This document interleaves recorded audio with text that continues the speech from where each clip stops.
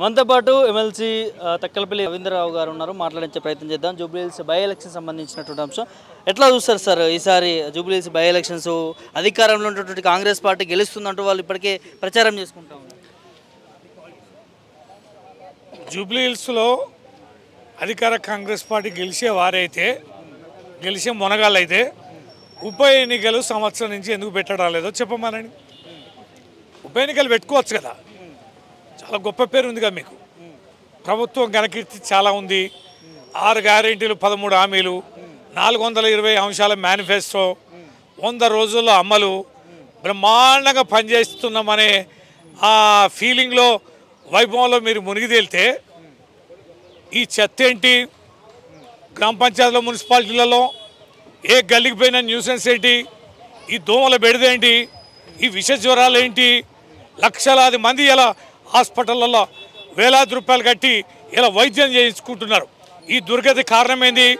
ఎన్నికలు పెట్టకపోవడం కదా. మరి అంత మొనగాడివి అయితే జూబ్లీహిల్స్లో గెలిచేయగలిగే అంత సానుభూతి, అంత బ్రహ్మాండంగా అభివృద్ధి ప్రజల్లో ఉంటే ఎందుకు ఎన్నికలు పెట్టడాలే? అది చాలదా? నీ దగ్గర బ్రహ్మాండమైన సత్తా ఉంటే సుప్రీంకోర్టు మొట్టికాయలేసి ఈ 10 మంది ఎమ్మెల్యేలను సెప్టెంబర్లో తేల్చమంటే ఎందుకు మళ్ళా గుల్లాలు పడుతున్నావు? ఎందుకు బీఆర్ఎస్లో ఉన్నామని వారితో చెప్పిస్తున్నారు? ఎందుకు నాలుక తిప్పుతున్నారు? సిగ్గుమాలిన మాటలు వారితో ఎందుకు చెప్పిస్తున్నారు? పార్టీ మారింది వాస్తవం కాదా? కండువలు కప్పింది వాస్తవం కాదా? కాంగ్రెస్ పార్టీ సభలలో పాల్గొంటున్నది వాస్తవం కాదా? నీకు దమ్ముంటే జూబ్లీహిల్స్లో గెలిచే మొనగాడివి అయితే మరి 10 కూడా రాజీనామా చేయించు, పోదాం. 3 ఏళ్ళు దిగ్విజయంగానే ప్రభుత్వాన్ని పాలించవచ్చు. ఇది తలమాసిన మాటలు. నీకు బలం లేదు, దమ్ము లేదు. ఇవాళ రైతులు ఎరువులకు సంబంధించి ఎంత గోసపడుతున్నారు. ఇవాళ ఏ గల్లీలో పోయినా మంచినీళ్ళు లేవు, ఎంత ఇబ్బంది పడుతున్నారు. నువ్వు 200 ఉచిత కరెంట్ అన్నావు, ఎంత ఇబ్బంది అవుతున్నారు. ఆఫీసుల చుట్టూ తిరుగుతున్నారు. రేషన్ కార్డులు అన్నావు, రేషన్ కార్డులు ఇవ్వడాలు తిప్పించుకుంటున్నారు. పెన్షన్లు అన్నారు, చాలామంది బ్రహ్మాండంగా పెన్షన్ ఇస్తాం, 2 కాదు 4 ఇస్తున్నావు. అరే నాయన, 2కు దిక్కులేదురా నాయన. కొత్త పెన్షన్ ఇంతవరకు ఇవ్వలే. ఆఫీసుల చుట్టూ తిరుగుతున్నారు. ఎవరిని గెలవాలి? ఎన్నిసార్లు దరఖాస్తు చేసుకోవాలి? దిక్కు దివానా లేకుండా ఉన్నది. ఇక్కడ గెలుపు అనేది ఊకదంపుడు ముచ్చట. ఎందుకు వస్తాందిరా ఈ ఎన్నిక భగవంతుడా అని తలలు పట్టుకొని దిక్కుమాలిన మాటలు మాట్లాడుతున్నారు తప్ప అది హృదయ లోతుల్లో నుంచి ధైర్యంతో కూడిన మాటలు కావి. ప్రతిపక్షంలో ఉన్న బీఆర్ఎస్ పార్టీ గెలుస్తుందని ధీమా వ్యక్తం చేస్తున్నారు. అంటే ప్రజల్లో నాడి ఇక్కడ చాలా రకాల ప్రజలు ఉంటారు సార్. ఇక్కడ ఎట్లా ఉండబోతుంది? రాష్ట్ర వ్యాప్తంగా అనేక జిల్లాలకు సంబంధించిన వారందరూ కూడా ఇక్కడ కార్మికులు పటకు కూటి కోసం వచ్చి ఇక్కడ చిన్నపాటి గూడు కట్టుకొని ఉన్నటువంటి వాళ్ళు వీరందరూ వారి గ్రామాలలో ఏం జరుగుతుంది, అక్కడ పంటలు ఎట్లున్నాయి, నీళ్ళు ఎట్లున్నాయి, పెన్షన్లు ఎట్లున్నాయి, మరి రైతు బంధు ఎట్లా ఇస్తున్నారు, కొనుగోలు ఎట్లా చేస్తున్నారు, బోనస్లు ఎట్లా ఇస్తున్నారు, మహిళలకు ఇస్తామన్న 2500 ఏమైనాయి, తులం బంగారం ఏమైనాయి, విద్యార్థులకు ఇస్తామన్న హామీలు ఏమైనాయి, ఇవన్నీ అనేక రకాలైనటువంటి హామీలకు సంబంధించి ఎట్లా విస్మరించారో అవన్నీ కూడా 22 నెలల నుంచి గమనిస్తున్నారు. ఆ ప్రభావం కూడా ఇక్కడ ఉంది.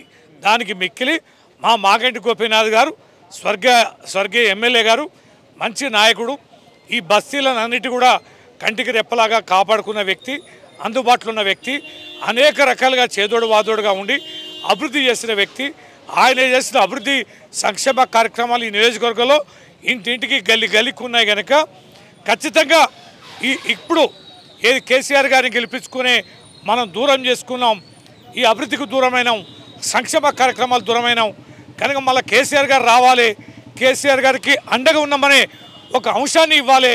మాగంటి గోపీనాథ్ గారి యొక్క రుణం తీర్చుకోవాలంటే బీఆర్ఎస్ పార్టీకి ఓటేయాలనే సంకల్ప బలం ఇవాళ వార్డు వైజ్గా తిరుగుతుంటే ఈ నియోజకవర్గంలో స్పష్టంగా కనిపిస్తుంది. సార్, ఫైనల్గా పార్టీ ఫిరాయించినటువంటి ఎమ్మెల్యేలకు సంబంధించి వాళ్ళు బీఆర్ఎస్లో ఉన్నారా, కాంగ్రెస్లో ఉన్నారా చెప్పుకోలేని పరిస్థితి ఉంది. ఏం చెప్తారు? మీ మిర్రర్ టీవీలో అనేక మార్లు ఇస్తున్నారు, నేను చూస్తున్నా, బ్రహ్మాండంగా టెలికాస్ట్ చేస్తున్నారు.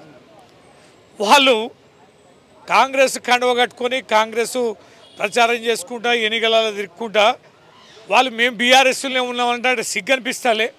మేము మిర్రర్ టీవీలో కూడా చూపిస్తున్నారు కదా, అపహాస్యం అనిపించడాలే. మేము మిర్రర్ టీవీ కూడా సర్వే చేస్తే తెలుస్తుంది కదా ప్రజలు ఏమనుకుంటున్నారా అని.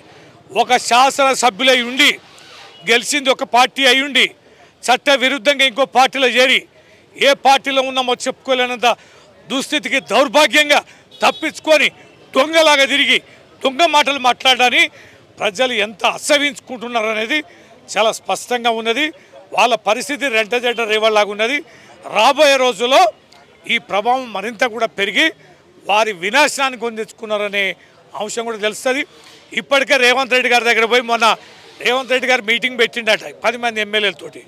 ఓర్మని ఏడ్చిండట, నియోజకవర్గాల్లో పోలేకపోతాను, కండువ కప్పుకోలేకపోతాను, కాంగ్రెస్ అని చెప్పుకోలేకపోతాను, బీఆర్ఎస్ అని చెప్పుకోలేకపోతాను, మేము ఆడనాది వెళ్తాలే, మేము మొగనాది వెళ్తాలే, మా బతికేది దొంగ బతుకైపోతుంది, ఏ రోజు వేటు పడుతుందో తెలియదు, ఎన్నికలు పోయే ముఖం లేదు, జలమందరు తిడతారు, మా బతుకులు హీనమైనవు, మమ్మల్ని ఏం చేయమంటారని చెప్పని బోరుగా విలపిస్తే బిక్క ముఖం వేసుకొని సముదాయించలేని సేవలేని రేవంత్ రెడ్డి మరి ఏదో కంటి తొడుపు చర్యలాగా సముదాయించి పంపించిన దుస్థితి కూడా టీవీలలో వచ్చింది, తేట తెల్లమైంది. అవి కూడా ప్రజలు గమనిస్తున్నారు. Thank you sir. అటు ఇది పరిస్థితి. బై ఎలక్షన్ సంబంధించి జూబ్లీహిల్స్ ఏదైతే మరికొద్ది రోజుల్లో ఎలక్షన్ కండక్ట్ చేయబోతా ఉన్నారు. సో ఖచ్చితంగా వాళ్ళ కాంగ్రెస్ ప్రభుత్వం పైన ఏ విధంగా వ్యతిరేకత ఉందనేది వార్డు తిరుగుతుంటే క్లియర్గా ప్రజలే చెప్తా ఉన్నారు. సో ఇక్కడ ఇంతకుముందు స్వర్గీయులైనటువంటి మగంటి గోపీనాథ్ గారు చేసినటువంటి సేవలు కూడా ఇక్కడ బీఆర్ఎస్ పార్టీకి ప్లస్ అవుతాయి. సో ఖచ్చితంగా ఈ బై ఎలక్షన్లో బీఆర్ఎస్ పార్టీ గెలుస్తుందంటూ కూడా ఎమ్మెల్సీ తక్కలపల్లి గారు చెప్తున్నటువంటి అంశం చూస్తున్నాం. వీడియో జర్నలిస్టు శివతో ప్రభాకర్ మిరెడ్డి, జూబ్లీహిల్స్ నియోజకవర్గం నుంచి.